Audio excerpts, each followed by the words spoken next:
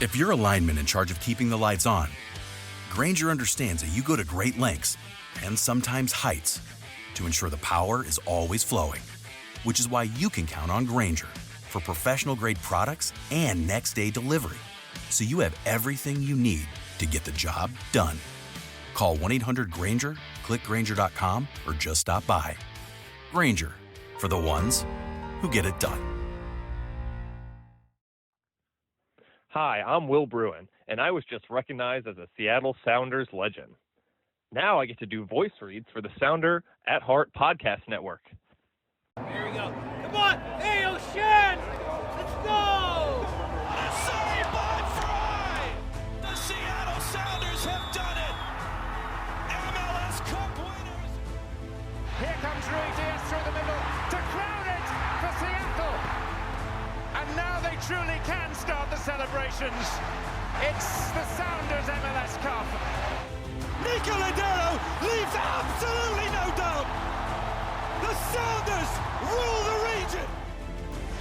Seattle Sounders is campeón. It's gone! There it's gone! Finally! This feels fucking awesome. This is a tiny dog. Nice work on your little yacht thing. And Portland can't say shit. You know, what was the thought process in terms of who you decided to use and who you didn't? Ever since Albert Hart wrote a commentary that we didn't take Open Cup seriously.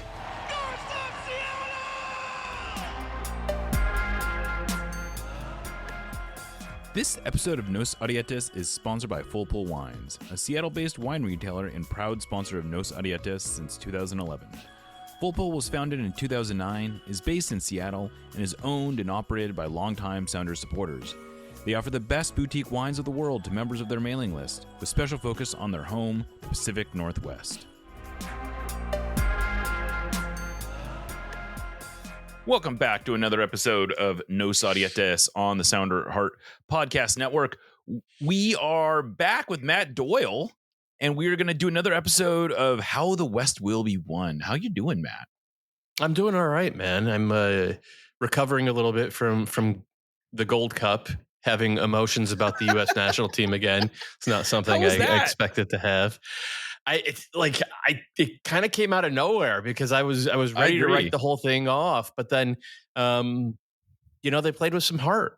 They played with. I thought they played with some real toughness, and I certainly have my quibbles about some of the squad selection and Mauricio Pochettino waiting too long to use his subs every single time, and some of the guys maybe disappeared in the fight. But they fought, and they gave as good as they got physically, and we haven't seen that since about 16 months, right? I think the last time we saw that was the 2024. Nations League final against Mexico. That was the last time any of the A-team guys actually showed up. And I mean that both literally and metaphorically. So these guys kind of won me over in a real way, even though a lot of them, leave something to be desired as soccer players. That's an interesting, I hadn't necessarily planned on talking about this, but this is actually a good transition into talking about some subjects that are near and dear to our hearts. You see how they played, and you can really see how a Cristian Roldan might fit in really nicely with this group. I think he's been, for me, one of the best number sixes in the league this year, but he's also shown himself to be he just played in the Club World Cup at he's not going to play anyone better than that when he goes through when he plays for the national team. Is there any reason, is it realistic to think that he might actually be able to get back into this team in time for next summer? If it's not realistic, then Pochettino's not doing his job.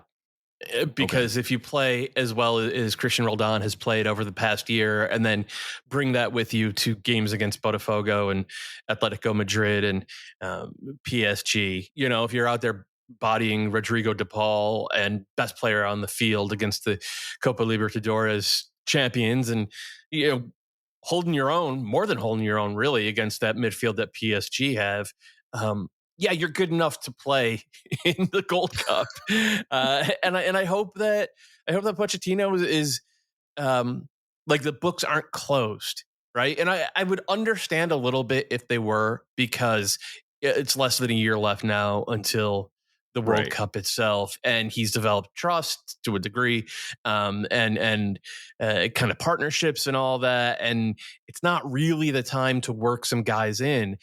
But at the same time, there are some glaring needs, and the guys who are supposed to be doing the job, like, look, man, Johnny Cardozo, we all know he's going to move for $30 million or whatever it is to Atleti. He has not had one good game for the U.S. national team. He's not had one, and he didn't have one in this Gold Cup, even if he was carrying an ankle injury or whatever they said he was carrying. He played 11 minutes in the Gold Cup. He was terrible against Switzerland. Everybody was terrible against Switzerland, but he was terrible against Switzerland in the build-up. I thought he was better in 45 minutes against Turkey, but certainly he was nowhere near as good in those games as Roldan was in games that meant something. And the stuff that Roldan does is the stuff that Tyler Adams does in terms of reading the play early and then using his extreme quickness to close down opposing buildups. And even when he's not winning the ball, he's turning opposing sequences into less valuable directions. And that gives his team a chance to recover into their defensive shape. And 99% of teams around, more than 100% of teams around the world are better defensively when they're in their defensive shape. And it's like, it's just like such a non-negotiable. And he does that for the Sounders, and he did that repeatedly at this level. It's not just Roldan though. Like, look, man, Chris Richards played every single minute, and he was awesome.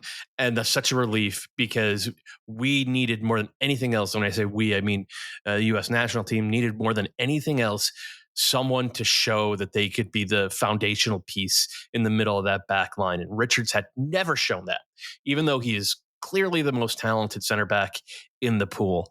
Miles Robinson barely played. Walker Zimmerman barely played. Mark McKenzie, I think, played 15 minutes in the first group stage game, and that was it. Cameron Carter-Vickers, the last time we saw him play, he was absolutely terrible against Canada in the third place game in the Nations League. That leaves 37-year-old Tim Ream as the only other center back that Pochettino trusts. It seems like there's an opening here for Jackson Ragen. And I don't think Jackson Ragen was as good. He wasn't as good in the Club World Cup as Roldan was, but he was very, very good.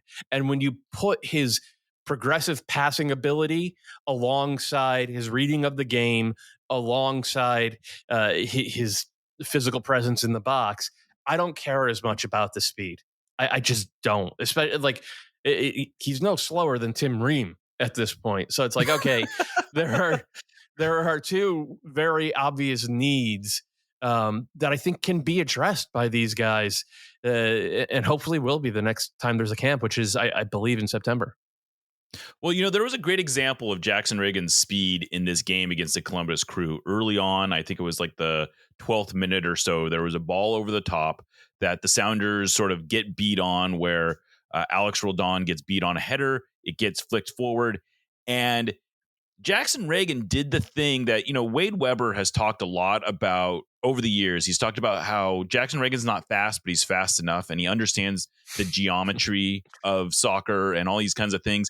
And Jackson just took this perfect angle that cut off, I believe it was Diego Rossi at the back post, and he ends up making a perfect slide tackle, and it goes out for a corner, and the what was really a dangerous situation gets extinguished, because he understood it was a very Chad Marshall-esque play where he's, and Marshall was probably faster than a lot of people give him credit for, but he doesn't have to be a burner. He just has to be able to make those types of plays. And, I thought Jackson Ragen started the season really slowly this year. He looked like maybe he was carrying some of the disappointment. He was vocally disappointed about not being allowed to go to the January camp this year.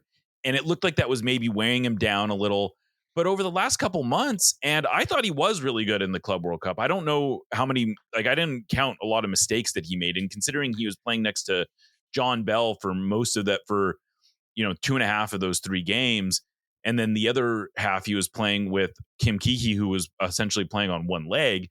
I thought he was really, I thought he did everything you could really ask for him. And he continues to be such a important part of the Sounders build out. We've seen Alex Roldan playing as the right center back the last 2 games. And I'm, the first game was by necessity, but this game, the Sounders made a conscious choice to put Alex out there. And I'm pretty sure that it's almost exclusively because they really like Jackson so much better when he's on the left side and he's essentially able to be in the middle of that when they get into that 3 center back build out. And it allows him to just spray the ball around a lot better. And the Sounders are just so much better when Jackson Ragen is sort of the key element, like the quarterback of their build out. Yeah, I mean, to be clear, I don't know if I expressed myself poorly there, but like I thought Jackson Ragen was really good at the Club World Cup. I'm just saying I didn't think he was as good as Cristian Roldan was, who was like literally the man of the match against the Copa Libertadores. I was saying that Cristian, if there was a CONCACAF player of the tournament, I thought Cristian would have been in the mix for that. Yeah, that's a good shout. I didn't watch the Monterey games as closely as I guess I should have because I'm sure that there's somebody there. But he was excellent, and you kind of touched on it with Jackson Ragen. Like his distribution is so important to Seattle's build out. It tilts the field, but then Roldan does that as well. And I was watching, USA Mexico last night, seeing how much we struggled with that. I mean, particularly Tyler Adams. First of all, I thought he was poor, his recognition in terms of finding the right spots to be available for the center backs. And then his inability to play on the half turn. Mexico weaponized it against the U.S. First hour or so, go back, watch that game. Count the turnovers from Tyler Adams, who I love, who has been a big game player for the U.S. in the past. And to be fair to him, he's been carrying a knock, but he was not an asset in that game. He was a vulnerability that didn't end up costing us the game, but it was a scab for Mexico to pick at. And when I think of that in conjunction with what Roldan did against those 3 teams, it's like I know which one I want to see starting the next friendly, and it's not the guy who plays in Europe. Yeah, there was an interesting little bit that Andrew Wiebe added to the broadcast last night where he was saying how he talked to Cristian Roldan, and Roldan had said he does, he's satisfied with where his career is and how it's gone. Here he is, it looks like he's going to be a one club man, which is, kind of unheard of in this day and age in professional soccer. And so he's satisfied, but at the same time, he's 30 years old. He still has aspirations of seeing how far he can take his career. And there is sort of this alternate reality of, man, maybe if he had played in this position for a longer period of time, maybe he would already be sort of at a different level. And what's the irony there is that part of why he was in the last World Cup roster is because Berhalter really liked him as a wide player for whatever reason. And the Sounders and Brian Schmetzer also really liked him as a wide player. I mean, he was the best player. He was the best player in the 2022 CONCACAF Champions League. Yeah, exactly. Playing as a winger. I know. And that's sort of the irony of all this is that here he is, he made the World Cup as a winger. So it's like, it's hard to be too critical of it, but yet you also look at him play now and you're like, God, if he had a couple more years playing this position, maybe it would have been a little bit different, but still it would be interesting to see if he can get, because I would have thought in 2022, if you had told me that he was going to be even in contention for the next World Cup, I would have thought that was crazy. And here he is, sitting here, maybe being able to sneak in there at the line. If you had told me that, I would have said, oh, we've gone to a 4-3-3 with a pressing 10. The old Latif Blessing role from LAFC. That's what I would have thought would have been his role. I don't, he played a lot. You know this. He played a lot in central midfield for the Sounders back in the day. Yes. In the last few years of the previous decade, and he was good, but it was a different type of good. It was a totally different good. He always had Gustav Svensson or Ozzy Alonso next to him. He was never the 6. He was always the floating 8 kind of role. He was not being tasked with what he is doing now, where he's sort of shielding the back line, and he's being orchestrating his ability to get on the ball and to make the kind of defense splitting passes that he makes now regularly. He also, he does the thing that all like super elite players do. He moves defenders around with his eyes, and you could see it now. Like if you watch Cristian Roldan pass the ball, you could set your watch by the nearest defender taking a step in the wrong direction right before he passes the ball. It's like, this is the Sergio Busquets thing, right? And nobody used to talk about this, 15, 18 years ago, but then Busquets came on the scene and everybody realized it's like, oh, he's manipulating 6 different defenders just by looking in a different direction from where he's about to pass the ball. I don't remember Cristian Roldan having that 6 years ago. I don't remember him having that I don't either. 3 years ago. But he was clearly doing it now. Yeah, he's always sort of been known more for his engine and his willingness to cover a lot of ground. And right, exactly. Not so much his outthinking the opponent and sort of the way he's been playing now. And it's been fascinating to watch. I love watching it. I think he's been really good. The other player who, and I think he was good against the Crew too. I think it's worth saying, like they have a pretty good midfield, and I thought at times he was. He's just so reliable. I think that's what it is. That almost no matter who he goes up against, you know what you're going to get from Cristian Roldan right now. I think he's probably the Sounders' most reliable player.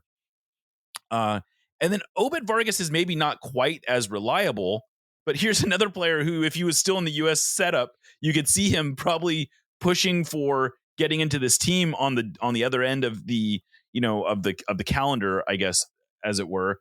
But he. Again, I thought he was really good against the Crew. I think he did nothing at least to hurt his chances when he went up against these European giants during the Club World Cup. And he's doing stuff that I think his defensive effort is what is starting to stand out for me, even though that's not always been his calling card. His thing is supposed to be that he's more of a pure two-way player, but you're seeing, I think, a lot more of his physicality coming out. He seems to be understanding his defensive responsibilities a little bit better. And I've really enjoyed watching his growth, especially over the last few months. He's a much better player now than I thought he would be. I was slow on the uptake about Obed Vargas, and the defense thing, you're absolutely correct. Like he's a much better defender than he was at this time last year. His recognition, it comes earlier, and his decision making is sharper. He's never going to have, I think, the ability to close down the way Roldan has, or we mentioned Tyler Adams before. Like that's never going to be Obed Vargas, but like it's become, I think, a relative strength. The big thing that's impressed me this year, though, is like he's the type of midfielder that when you've run out of ideas, you can give it to him, and he's going to sell some stuff. Like he's an release valve, and again, that was something that we saw against teams like Botafogo, Atleti, and PSG. Specifically, I think after that first 20 minutes against Atleti, when they were just under siege, and like, to their credit, they really hung in there and they didn't get overwhelmed by the moment. Once those first 20 minutes were survived, then he was able to get on the ball and, if not necessarily make plays happen, because he's not really a playmaker, he was able to sort of shift possession and shift tempo in a way that brought, not all by himself, but like that brought Seattle into the game. I thought it was a really impressive and mature performance. And when he filed his one-time switch last year, I was like, I don't care. This isn't going to matter. And now I'm like, son of a bitch. like, I wish we had that guy. He was like, he's just a much, much better player. And, Taylor was talking about on the broadcast $10 million bids from Tigres and some of the other, big Liga MX teams. And that makes sense. He's an 8-figure player. I just don't think it's going to be in Mexico. I think it's going to be somewhere in Europe. Like, you could have plopped him down in that Porto team that we saw play against Miami and Palmeiras. He would have helped that team. Like, Obed Vargas would have helped Porto. That's the type of team I think he's going to end up going to. I totally agree. He seems to also be pretty focused on wanting to get to Europe. He doesn't seem that, and even though his heart, as he has said many, many times, is with the Mexican national team, he does not seem to have the same desire to play every week in Mexico and Liga MX. He has made it very clear to the Sounders and to those of us that follow the team that he really sees himself going to Europe, and that the best path to getting to Europe for him is to just stay in MLS and kind of work his way there, as opposed to going to Liga MX, which I think, in terms of its ability to move players onto Europe, is at best a lateral move and then maybe even a step back, because teams in Mexico are not as inclined to sell players as they are, especially Mexican players. Right. Especially the big teams, and especially with Mexican players. Yeah. And so it makes sense. He seems aware of that. And I know that the Sounders front office is aware of that. And look, it's one of the things that we all want to see the Sounders do, is like one of the boxes that they haven't. Yes. They haven't really checked that. But I think the last big one was, I guess, probably DeAndre Yedlin. Am I forgetting someone? Probably. I mean, that one's 2013, 2014. Yeah. It's been a minute. I guess it's been a minute. It has definitely been a minute, and they need to start doing that at some point. Like, they've done a good job of moving players on that are sort of like that second tier of prospect, like the Sam Rogers types, where they are, facilitating their move. Henry Wingo was another player who they sort of like, or even Josh Atencio in the league. Like, that's exactly what you should do. Right. But players who are like clear starters for them, who are being sold as a upward trajectory to, even bigger things, that's not something they've been able to do since Yedlin, really. And that you're right. That's the next step. And that makes a lot of sense. It looks like what we've reported, what we kind of piggybacked on Andrew's report yesterday, was that the Sounders are working on they have already exercised their option of 2026 for Vargas, and that they're working on a 2-year extension that would make him a U22 initiative player, which at least then gives him some money in the pocket to, kind of wait this out and find the right deal. And it all sort of makes sense, I think. Yeah, 100%. I think that's a good use of the U22 initiative, though. I think you guys reported that there's a forward who's maybe coming in as well. And if you could make the price right on that seems like a good use of it too. It would. Yeah. The player you're talking about is Noah Ohio, who is what a name for he's a cousin of Nathan Detroit. He's right, exactly. A Nigerian. He's apparently Nigerian. His parents are Nigerian. I think he was born in England, but he has Dutch citizenship, and he's been playing in the youth national for the youth national team of both England and Holland. And he has played for 7 different teams all over Europe. Anyway, we don't need to do a whole bit on that.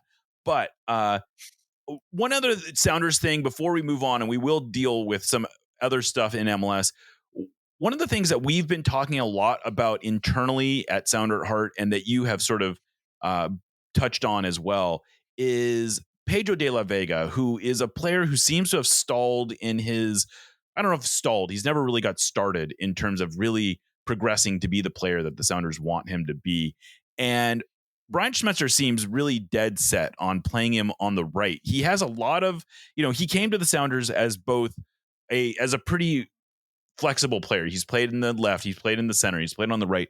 But with the Sounders, he's played almost exclusively on the right. And it seems to somewhat take away some of his strength. This is a guy who can cut in really well off the left and shoot. That's sort of one of the things that he was known for in Argentina. And we haven't really gotten to see that with the Sounders. Do you have any idea why that might be? Do you see something in his game that says, okay, this is why Schmetzer probably doesn't want him on the left? Or is it just a mystery to you as well? It's just a mystery to me as well. I can't understand it. It just seems like the obvious thing to try this guy in the spot that he, I think, is pretty obviously best suited for. And I don't get it. I don't get it. Like, Paul Rothrock is really good, and Paul Rothrock might end up being the correct fit as the long-term starter at left wing, but he's not so good that you don't look at the other options there. I agree. Including, and especially the $7 million DP. So it's bizarre to me. I hope for your guys' sake that we get to see it. And I hope for the kid's sake, if he does get that chance, he finally starts living up to his price tag, because he's very clearly working hard. Like, this is not a kid who is not putting in a shift. Like, he's out there emptying the tank every second he's on the field. And it's easy to root for someone like that. Yeah, and you watch him in training, and he's a very talented. I've said this so many times. You watch him in training, and he is you can see the talent. You can see this player who has something to offer. You understand why he's been moved, or why he moved for a $6 or $7 million transfer fee. You can see why he was in the youth national team. You know, you can, for Argentina. He can do a lot of things with the ball at his feet. He's a willing defender. He's willing to cover ground, do all these kind of things. And for whatever reason, he really hasn't won over the Sounders' brain trust. And maybe that's because he hasn't produced a ton either, but he also hasn't gotten like an extended run out. And that's sort of what a lot of us are waiting to see. Refresh my memory. His best performances came when you guys were playing sort of as a 3-4-2-1.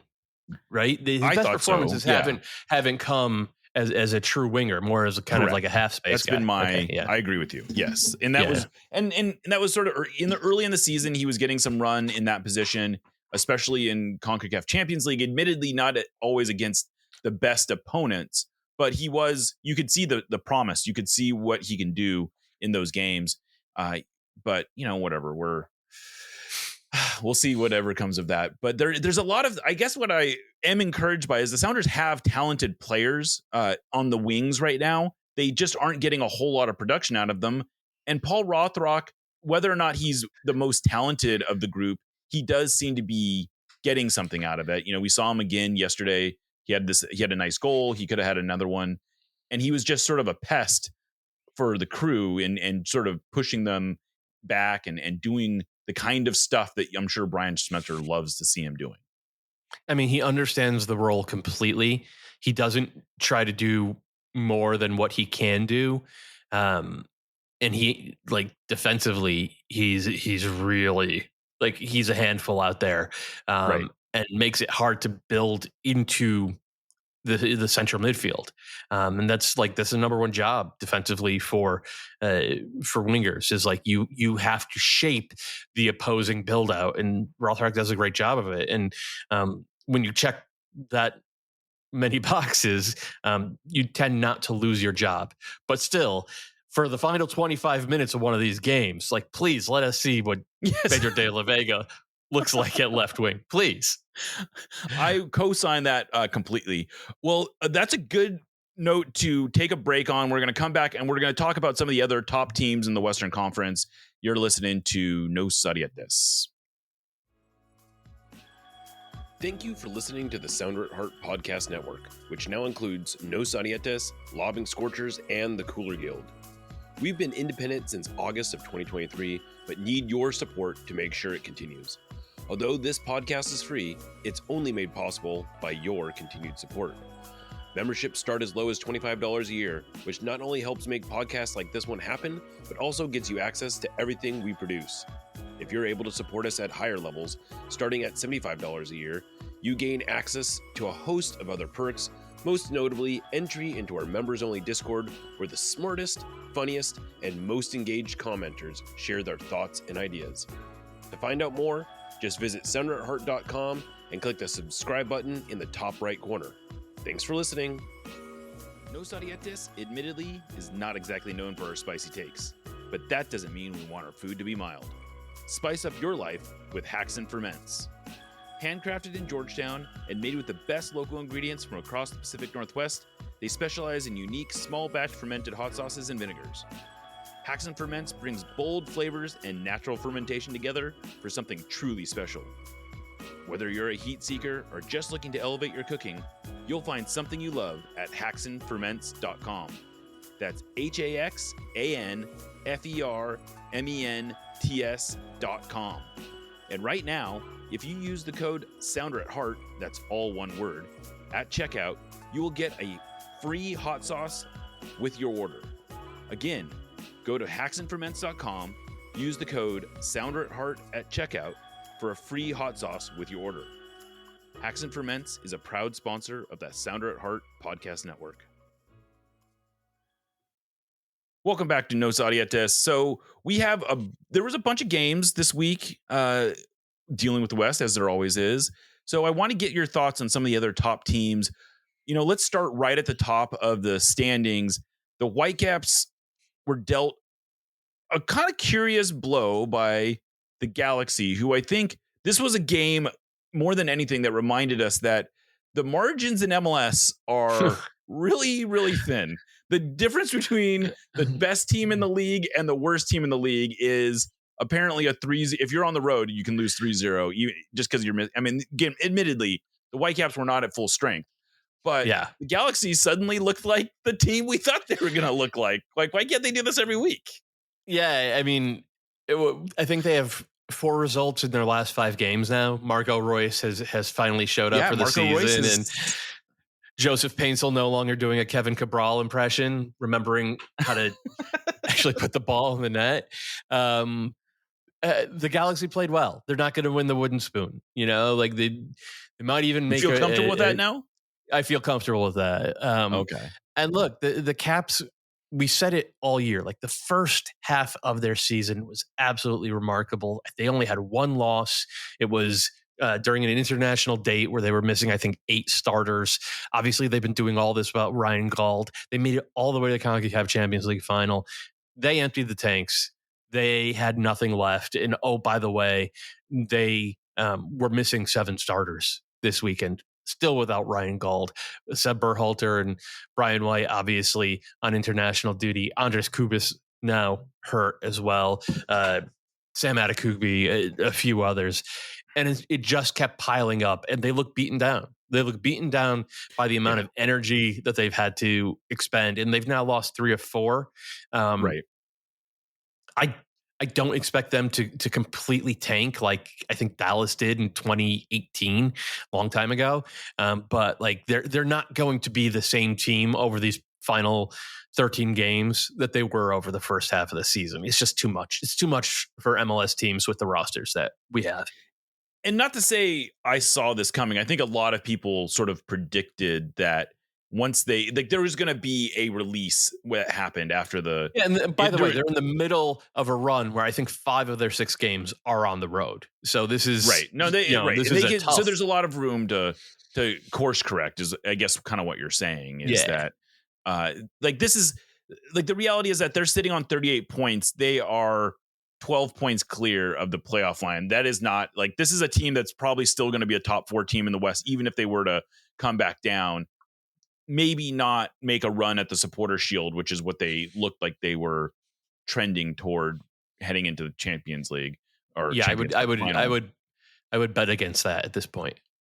Yeah, it does not feel very likely at this point. But at the same time, San Diego FC, who I guess actually they're leading the Western Conference, they had a stinker. I think we can say they led 1-0, they led 3-2. And then they lose 4-3 at home against the Houston Dynamo, who not necessarily a bad team this year, but certainly not a team that looked capable of going on the road and beating San Diego, a Western Conference leader when they'd been trailing for most of the game.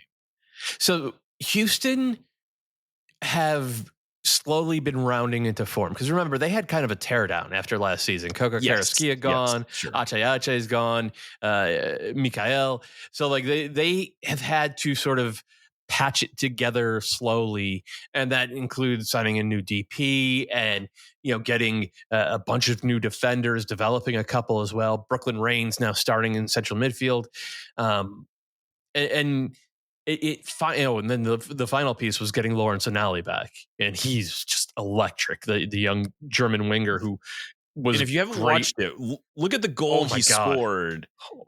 Which is God. I think you can put some on the defense, but this is, if you can in your mind, if you're a Sounders fan, if you can put in your mind the play that DeAndre Yedlin made to break up the counterattack against the Philadelphia Union in the Open Cup in 2014, if that's sort of the play that made DeAndre Yedlin, the legend of DeAndre Yedlin, sort of shine. Well, imagine if that was an offensive player making up the same sort of ground on a defender. He starts, 20 yards behind the defender on that play, and he wins the ball out of a nothing clearance. So clearance just gets kicked off into the moon, and he outraces the defender and scores an equalizing goal relatively early in the game. Finished brilliantly at full speed. That was absurd. So I actually think Houston's been good, inconsistent, but good and trending in the right direction. And I have all the Houston Dynamo stock for the second half of the season, especially when they get Jack McGlynn back, because I think, McGlynn is limited physically, but the way they play him as sort of an inside right number 10, that hides him defensively. So he's able to just get on the ball and be a playmaker and orchestrator. And that gives them, because of his ability to hit those passes, they're not just a team that kills you in the open field. They're a team that knows how to turn possession into penetration. So I'm a big fan of Houston. That said, it's still shocking to see San Diego, who's played so well, who hadn't dropped points from a winning position all year long, blow 2 leads in the same game while still having, most of their first choice available. It was, I haven't gone over and watched it a second time, so I can't tell you exactly what it was. But it's a test for Mikey Veras. And Mikey Veras, to his credit, has passed just about every other test he's faced so far this. I mean, there's a reason they're expansion team and they're number 1 in the West. The coach is doing a really, really good job. And I'm pretty confident that he'll continue to figure stuff out for this team. Yeah, I was a little shocked at how poor they looked defensively at times in that game. Slow. All 4 goals were, the winning goal where Ethan Bartlow, noted playmaker Ethan Bartlow, is able to just sort of stand, 50 yards from goal and no pressure and just deliver a really simple through ball that it was Ponce that finished that one. Yep. And it's just what is happening here defensively? It's I don't know, I don't know why there was 17 minutes of stoppage time in that game. I didn't watch close enough to know that, but it was late and stuff. I don't know, it was 105th minute or something like that.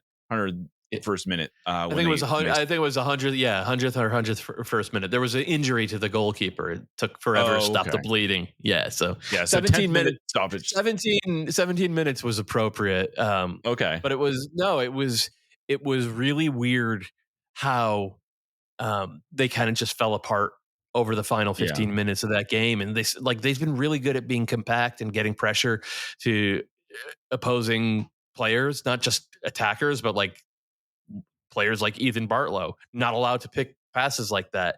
In this game, they were. And I think they'll figure it out. I think they'll continue to be a very good team. And so, again, moving down the table, Minnesota United got on the good end of a game where they tied their season high for possession in a win, 47%. You wrote about this in your column today, and they continue to be almost they just have this unbelievable ability to score, not just from set pieces, which they are, as you noted in your story, maybe the best set piece taking team in league history right now, but especially when it comes to long throws, they keep finding ways to score on long throws. What in the world is going on here? I mean, we've seen teams realize this more over the past half decade, that if you have a chance to just put the ball into the box from out of bounds with you can bring your big guy, it's a good idea to do it. It's a free set piece. And Michael Boxall has one of the best long throws in the league. And Eric Ramsey, remember, was a set piece coach. He was not He was not an actual soccer coach. He was a set piece coach. And that includes throw-ins. And he's looked the part. And they've found a way to exploit defenses literally every single week. And between that and set pieces and counterattacks, and then just having a good low block defense, here they are. And they're not going to look, they're not going to fall out of the playoff race. Like they have a really good formula. My question about Minnesota is, can they actually win games that matter against good teams that are trying? Because the nature of their game model means that they're going to give you 65% of the ball, a lot of it in the attacking third. And I'm sorry, like against, the best teams in the league, we saw San Diego do it to them. Like against the best teams in the league, you're going to get cut up if you do that. And they have to solve that by the time the playoffs roll around, or it's not going to be a particularly long stay for them. And the point I made in the column, they've dropped 11 points from leading positions, which is most. I think you said this is the most in MLS, right? It's the most among playoff, like real playoff teams. The Fire have dropped 13, but the Fire are 9th place in the East, so technically they're not a playoff team; they're a play-in team. But like most of the teams, 8th place and above in MLS have only dropped like 3 or 4 points from leading positions. And look, it just happened last week for Minnesota. They gave up a late goal to the Red Bulls for a 2-2 draw in a game where they were, I think, a far superior team. But the final 15 minutes, they just put their defense in the goalkeeper's lap, and that was that. Yeah.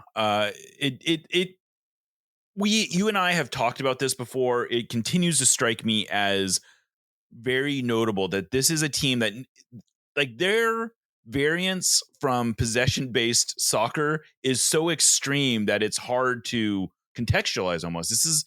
They are on pace to have by far the least possession of any team in MLS history since we have those records. And it's by like a big percentage. It's not like, oh, well, they're getting 44%. No, this is a team that routinely is in the 30s for possession. And you can win games like that, but how long can you win games like that is always the question. Of course, the Loons had you were the target, I guess, of a meme that you thought was pretty funny. I thought it was a little too wordy for my needs, but the official Loons account put out a little video that was playing on the Dune theme. Can you even explain that to me? I didn't even quite get it. Was it making fun of themselves? It was making fun of me. They were taking excerpts from my column and putting it over Stilgar and Chani from Dune 2, where they're arguing about the Lisan Al Gaib.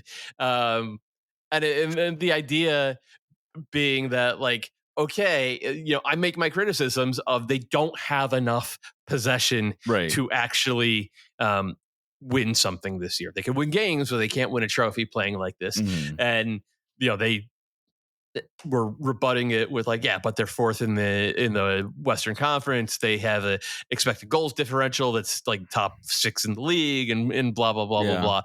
I thought it was a very wordy meme, but it was very also wordy. It was very, very funny. I thought it was very, very funny. Well, but I'm glad that you appreciated it. The point I want to make here is that Minnesota fans are upset because they think I'm picking on their team because I don't like their style of play. And it's true that I don't like their style of play, but I don't like their style of play because I believe it limits what their team is capable of in terms of winning things. So me wanting them to change their style of play is not purely and when I say change, I don't mean completely overhaul. You can still play against the ball. You just got to do it with 45% possession, not 35% possession. Me wanting them to change their style of play is not purely an aesthetic thing for me. It's actually, I think they need to change their style of play if they are going to seriously contend to win the Supporters Shield or the Leagues Cup or MLS Cup. It's a cry for help, is what you're saying. Is that you're just it is trying to do what's best for them. A warning, I am warning them. Yes. Yes, fair. Well, speaking of fan bases who you like to needle, the Timbers got a win this week against what we both agree is probably the greatest coach in MLS history, Caleb Porter, who has never mismanaged a game or a roster or anything else. I don't know. Is there much to take away from did the Timbers do anything to waylay your concerns about their style? I think I've needled them into submission. Timbers fans, the past 6 weeks, man, haven't heard a peep from those people. Oh no! I think they've seen the vision. I think. They get it. I think they get it. They understand that I was right. No, they did what they should have They did what they should have in terms of getting all 3 points. And sometimes that means your DP number 10 has got to step up and make a play. And David DaCosta, excuse me, did exactly that. They've also had a tougher year in terms of health than they did last year. Last year they only made it to the postseason because they got really good health from all 3 DPs, an incredible performance from all 3 DPs. So, Cabecito it basically hasn't played this year. Felipe Mora in and out of the lineup a little bit, hasn't been great. DaCosta has been, but not as good as Evander. And then, Anthony was manna from heaven for them because his production made it okay that Jonathan Rodriguez was missing all these games. Well, he's hurt now too. So it's been patchwork. It's been a struggle at times. And I think it speaks well to a lot of the stuff they've done, that in spite of all that, they are where they are in the standings. That said, the underlying numbers are ugly. They are flashing a big warning sign. This is a team that needs to be better with the ball. They need to be able to, I think, control games a little bit and manufacture goals and not just sort of find them from bad moments that the other team inflicts upon itself, which is what the game winner in this one was. Yeah, just to give some context, the underlying numbers are really bad. By expected points, they are 4th lowest in the league. That is lower than the Galaxy. That's lower than CF Montreal. It's lower than St. Louis City. These are some of the dire teams in the standings, and the underlying numbers say the Timbers are closer to them than they are to where they currently are in the standings. And by the way, they had one of the easiest schedules up to this point of any team in the league. So yeah, there are some warning signs. That doesn't mean that they can't get into the playoffs. This is MLS after all. But I think I understand where you're coming from. I'll just say that. Well, we got a few more games that we can touch on here before we let you go. The Earthquakes got a result this week. And it's not that the result this week that I want to get too focused on, as much as it is their turnaround seems like it's really real. Like, this is a team that is among the best offensive teams in the league. They had the worst defense last year. They are not great defensively, but they aren't going to be anything like the worst. Like they were trending towards historical awfulness in terms of defense last year. And this year they're perfectly fine defensively. Danielle seems like he's rebounded into a solid goalkeeper that he was prior to his injury. And they're Bo LaRue, the pride of Santa Teresa High School, is out there balling like he's like looking like a real MLS player.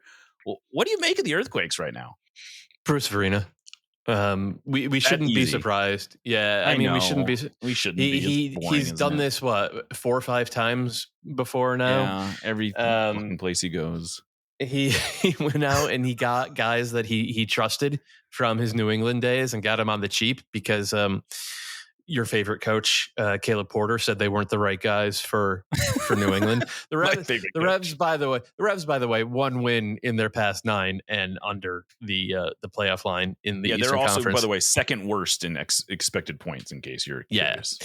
And I think the only shocking thing about what's happened with the Quakes is that it's come out of like a modern 3-4-2-1, which is something that we've never seen Bruce do before.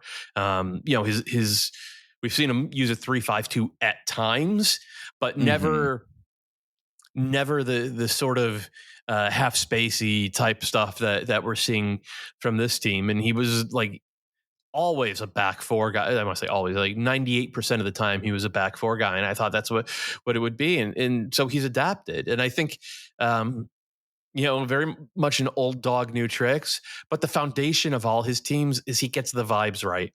He talk to anybody who's ever played for Bruce and they'll say he makes it so that you want to be in that locker room. And with athletes, if you can do that, you're going to get buy-in. And if you get buy-in, you're going to get effort. If you get effort, that's going to win you a lot of games, even if the tactics aren't perfect. Yeah. And so while we're talking about underlying numbers, the Rapids had, I believe what you said was the 4th best expected goal difference in a game in the American Soccer Analysis database, which goes back that goes back to what, 2014 or something, like 2013. Yeah. And it was the biggest by far positive goal difference of a team that lost. Yeah. Granted, they had 2 penalties that impacts the expected goal difference, but they played well in this game. Admittedly, it gets here's another stat. This is almost feels like a typo. I'm shocked by this. Sporting Kansas City is -20 expected goal difference. That is an outrageous number. They are overshooting their expected goal difference by 15 goals right now, and this is a bad team, but they should be even worse. Yeah, because when they play badly, like it just goes off the rails and they get drilled. But they've been on the right side of some lucky results since Kerry Zavagnin took over. Like this is certainly one of them. Remember, they beat the Galaxy 1-0 in a game in which they didn't generate a shot. Right. No shots. No shots, period. Not shots on goal. Amazing. They had no shots. I had forgotten about that. That's an amazing combo. They have 1 win this year where they had the worst expected goal difference for a winning team in MLS history. And then they also became maybe the only team in world soccer to win a game in which they had 0 shots. Uh-huh. Yeah. They're not going to make the playoffs, but they've been entertaining as hell. I don't know, man. The Rapids, they're still above the playoff line. Zach Steffen was amazing at the start of the year. They've battled some injuries.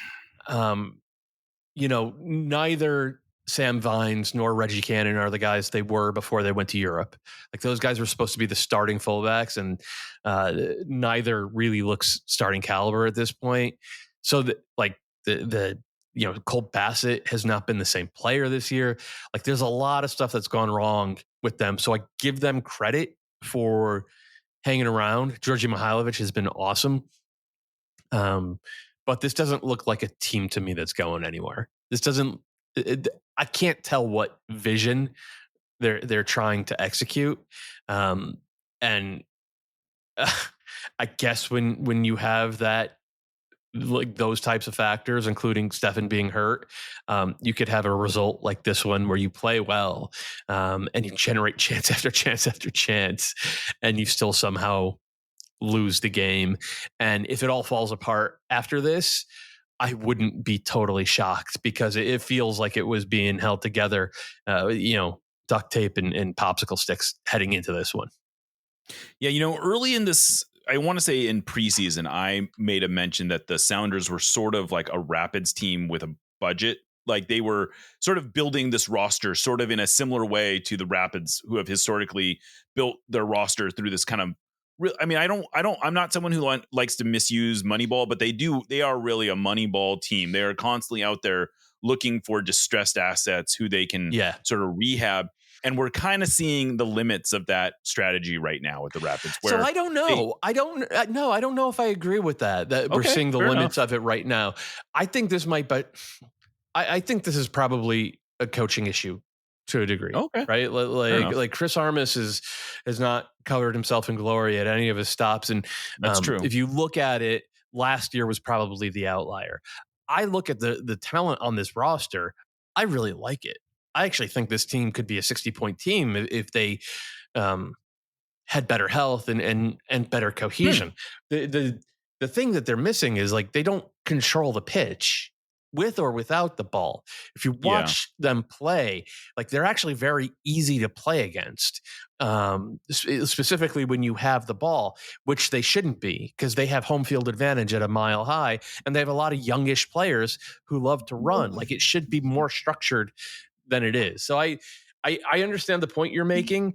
And look, I wouldn't expect a team that invests the way the Rapids invest to, 75 points and a new supporter shield record, that type of thing.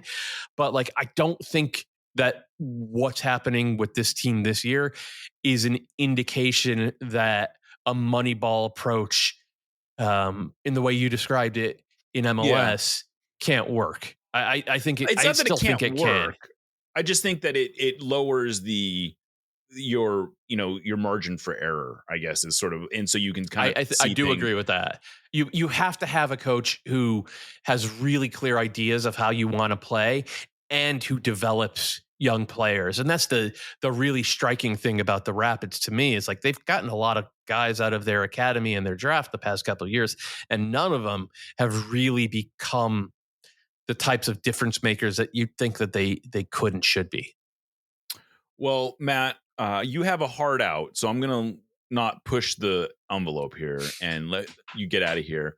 But once again, thank you so much for doing this. I really hope people read you on not just your column on MLS Soccer, which is always a must read as far as I'm concerned, but I love your power ranking posts. I think they're a lot of fun. They're on your Substack. And they're sort of like memes, and they're very memey.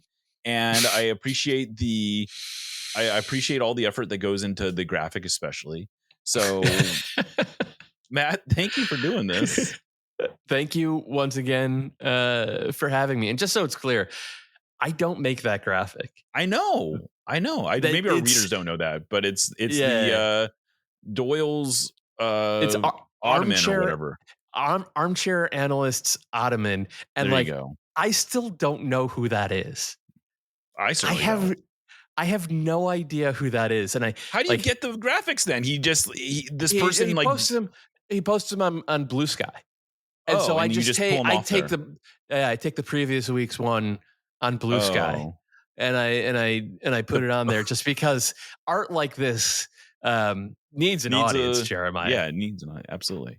Well, I appreciate your willingness to have fun with it, and we need more of that in this space. So hopefully we will continue to have these little sessions. Matt, I hope everyone's following you, I'm sure already. So I'm sure. Yeah, everybody loves me. But everyone loves you. You're the most popular guy in the world, in the MLS soccer world. But anyway, exactly. All right. Well, we're going to get out of here. I'm Jeremiah Shan. This is Nos Audietis, part of the Sounder at Heart Podcast Network. Please become a subscriber. Please support what we're doing. But until then, even if you don't, I want to say thank you to listening. And we'll catch you next time.